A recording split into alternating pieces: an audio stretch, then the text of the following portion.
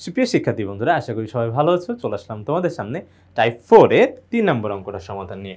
এখানে বলা হয়েছে যে 3 + 1 + 1/3 + 1/9 প্লাস ডট ডট দিয়ে বোঝাচ্ছে যে এটা একটা অসীম গুণোত্তর ধারা, যেটা অসীম পর্যন্ত বিস্তৃত। তো এই ধারার অসীমতক সমষ্টি যদি থাকে তাহলে নির্ণয় করো। তো যে কোনো অসীম গুণোত্তর ধারার যদি তোমার সমষ্টি থাকতে হয়, মানে সমষ্টি যদি বের করা আসলেই সম্ভব হয়, তাহলে সেটা শুধুমাত্র একটা শর্তের উপরে। সেটা হচ্ছে কি, যে এই ধারাটার অনুপাত, যদি অনুপাত মানে হচ্ছে যে তোমার দ্বিতীয় পদ ভাগ হচ্ছে প্রথম পদ, দ্বিতীয় পদ ভাগ প্রথম পদ। ওকে, তাহলে এই যে তোমার দ্বিতীয় পদ ভাগ প্রথম পদ করলে কত হবে? দ্বিতীয় পদ হচ্ছে 1, এই দেখো দ্বিতীয় পদ হচ্ছে 1 আর প্রথম পদ হচ্ছে 3। ঠিক আছে, এই দ্বিতীয় পদ আর 1 এই যে তোমার হচ্ছে প্রথম পদের যে আমরা অনুপাতটা আমরা পেলাম। ঠিক আছে, এই অনুপাতের পরম মান, যদি পরম মান মানে মডুলাসটা, ঠিক আছে, কোনো ঋণাত্মক না ধনাত্মক মানটা, ঠিক আছে, পরম মান দিয়ে আমরা ধনাত্মক মান পাই। এই ধনাত্মক মানটা যদি দেখো, এটা হচ্ছে মডুলাস করলে কত হয়? 1/3, তাই তো? এই তোমার হচ্ছে ধনাত্মক মানটা যদি 1 থেকে ছোট হয়, 1 থেকে ছোট হয়, তাহলে সেক্ষেত্রে এই ধারাটার তোমার সমষ্টি বা অসীমতক সমষ্টি বের করা সম্ভব। না হলে যেই ধারাটা অসীম পর্যন্ত বিস্তৃত, মানে অসীম পর্যন্ত চলে যাচ্ছে, এটার কিন্তু তোমার হচ্ছে যোগফলটা কখনোই বের করা সম্ভব না। ঠিক আছে, তাহলে সেক্ষেত্রে আমরা যদি এটার মানটা আমরা খেয়াল করে দেখলাম, এটা কত আসছে বলো তো?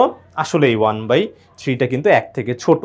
যে কোনো তোমার হচ্ছে প্রকৃত ভগ্নাংশ অবশ্যই 1 থেকে কিন্তু ছোট, তাহলে এই ধারাটার আসলে অসীমতক সমষ্টি বের করা সম্ভব। তাহলে অসীমতক সমষ্টি বের করার সূত্র হচ্ছে a/1 - r। তাহলে এ হচ্ছে কি বলতো? এই ধারাটার প্রথম পদ। তো এই ধারাটার প্রথম পদ কত? 3। ধারাটির প্রথম পদ হচ্ছে 3, তারপরে হচ্ছে 1 - r। আর মানে হচ্ছে সাধারণ অনুপাত। অনুপাত হবে কত বলতো? 1/3। অনুপাতটা একটু আগেই পেলাম, 1/3। তাহলে 1 - 1/3 এটা করলে কত হবে? নিচে হবে তোমার হচ্ছে 3। আচ্ছা, এটা এখানে না করে এগুলো মুছে দেই, এগুলো আমার হচ্ছে এখন দরকার নাই। এই যে দেখো, তোমার উপরে থাকবে হচ্ছে 3 আর নিচে হচ্ছে ভগ্নাংশের, এখানে 3 হলো লসাগু। এরপরে তোমার ভগ্নাংশের বিয়োগ কিভাবে করে? তোমার হর দিয়ে ভাগ, লব দিয়ে গুণ। তাহলে হর দিয়ে ভাগ, হর দিয়ে, এখানে হর নিচে তো 1 আছে, তাহলে 1 দিয়ে 3কে ভাগ করলে হবে হচ্ছে 3, সেই 3 উপরে লবের সাথে গুণ হলে 3 অক্ষে 3, 3 অক্ষে 3 মাইনাস তোমার হচ্ছে দেখো 3 দিয়ে 3কে ভাগ করলে হবে 1, সেই 1 উপরে 1 এর সাথে গুণ হলে 1 অক্ষে 1।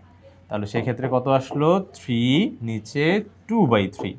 আমরা জানি যে তোমার ভগ্নাংশের ভাগ কিভাবে করে, তোমার উপরে যে মানটা থাকবে, মানে লব আকারে যে মানটা আছে সেই মানটা ঠিকই থাকবে, কিন্তু নিচের হরটা কি হয় বলতো? গুণ দিয়ে উল্টা দিতে হয়। ঠিক আছে, গুণ দিয়ে উল্টায় যাবে, তার মানে 3 যাবে উপরে আর 2 যাবে নিচে। তাহলে এটা কত হবে? কাটাকাটি করার কোনো অপশন নাই, কারণ এটা নিচে 1, 3টা আসলে উপরে। কেউ কিন্তু আবার এই 3 ভুলেও কাটাকাটি করে দিও না। তাহলে সেক্ষেত্রে লবের সাথে লব গুণ, হরের সাথে হর, 3 × 3 = 9 আর এখানে হবে হচ্ছে 2। ঠিক আছে, এটাই হবে আমাদের কাঙ্ক্ষিত তোমার গুণোত্তর, অসীম গুণোত্তর ধারার সমষ্টি। আশা করি বন্ধুরা তোমরা সম্পূর্ণ বিষয়টা ভালোভাবে বুঝতে পেরেছো।